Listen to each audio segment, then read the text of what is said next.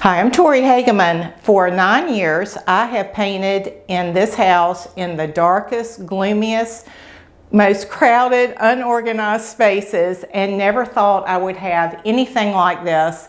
But I finally gave up my dining room and I now have this beautiful, organized, spacious, light-drenched room. I feel like I'm in painter's heaven, and I'd love to show you a little bit more about this room, show you the different stations and how I've organized it, some of the products that I've used, and give you a little bit of the backstory on how I came to this sort of gut-wrenching decision to actually give up my dining room in order to have the artist studio of my dreams. Stay tuned.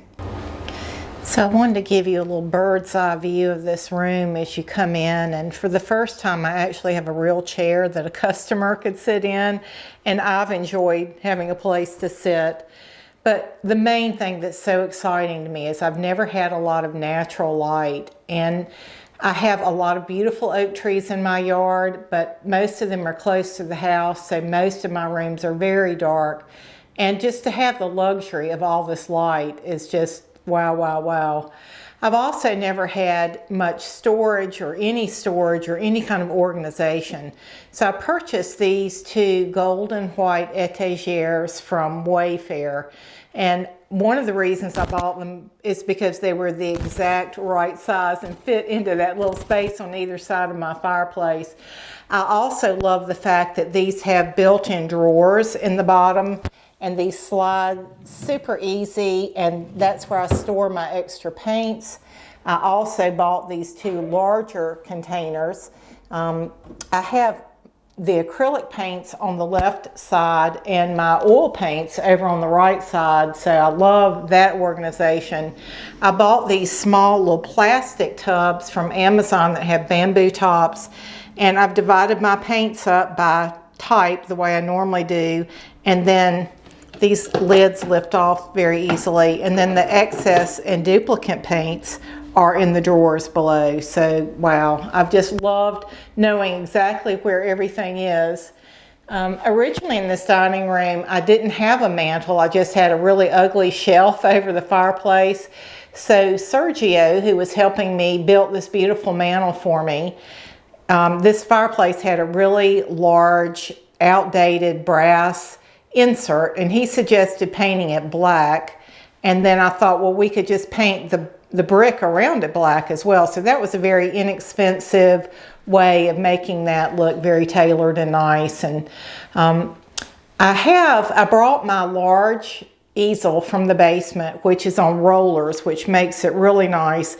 And when I'm working on large painting, I put that easel right in the middle of the room, and I can actually step back from the painting. I can go way far back. I could even step into the little hallway to see how it looks from a distance. I've never had the luxury of being able to see my paintings from a distance, so that's been great. I also have this little rolling cart I bought this years ago from DickBlick. It's the perfect height to use when I'm at my large easel. Oh, and look who we have. This is Honey. This is another benefit of being able to paint in this room, because my dogs never went down to the basement. So she's just a friendly painting buddy that comes in here with me. And this is a large table from the basement that I brought up in the corner, where number one, I've got all my brushes out, and it's so nice to see everything that I have, my tools and supplies. And this table, this metal bracket, is what I use to support my camera when I'm filming.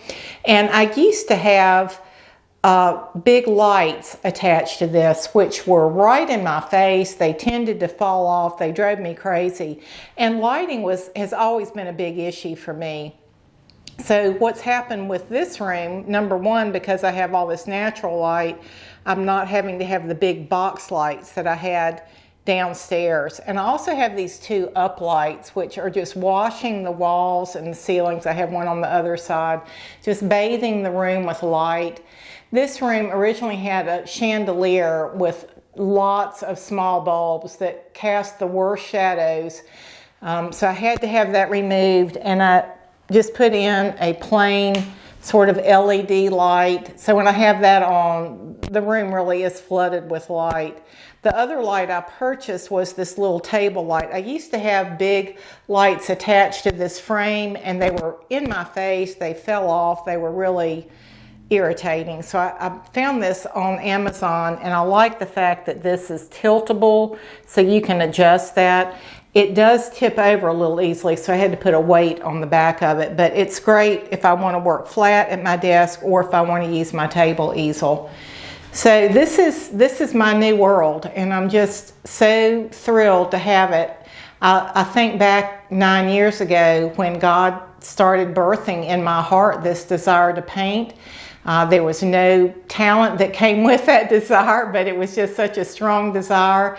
And I've always painted in kind of dark, heavily cramped spaces. And to have this artist studio, I'm just so grateful. And every time I walk in here, it just kind of takes my breath away.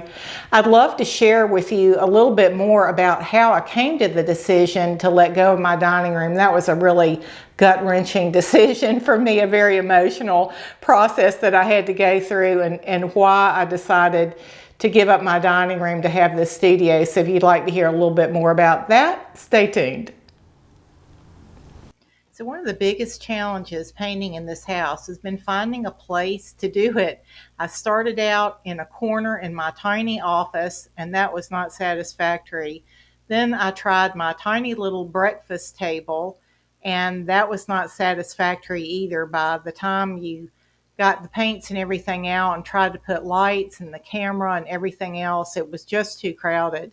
I had even tried painting in my dining room, but again, because it was so full of furniture, by the time I put lights and cameras, it just wasn't working.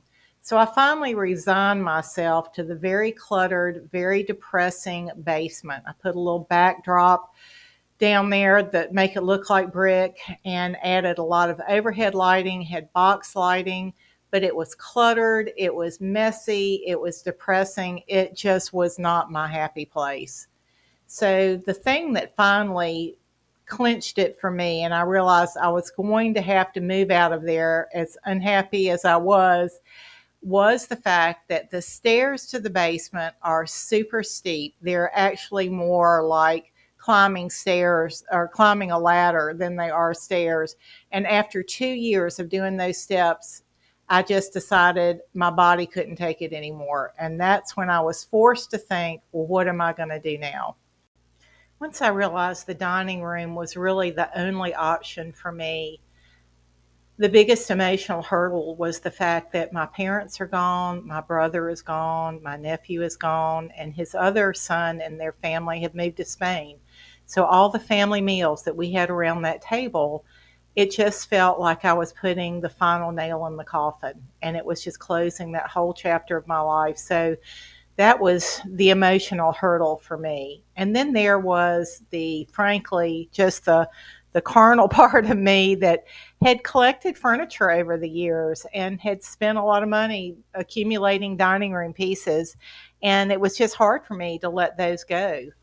There's a cute girl on YouTube. I think her channel is called The Minimal Mom, and she talks about decluttering. And she said something to the effect of, when you're looking at your furniture and you're thinking about getting rid of it, think about, this served me well in its season, but now I'm in a different season and this isn't serving me well. And that really helped me make that final push to where I knew in this season of life, I didn't have the family to put around that table, but my body needed the upstairs space for the art studio.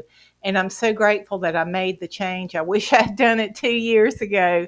So thanks for coming along, letting me share a little bit of my news, and I hope you find a place to paint that gives you joy and delight. God bless.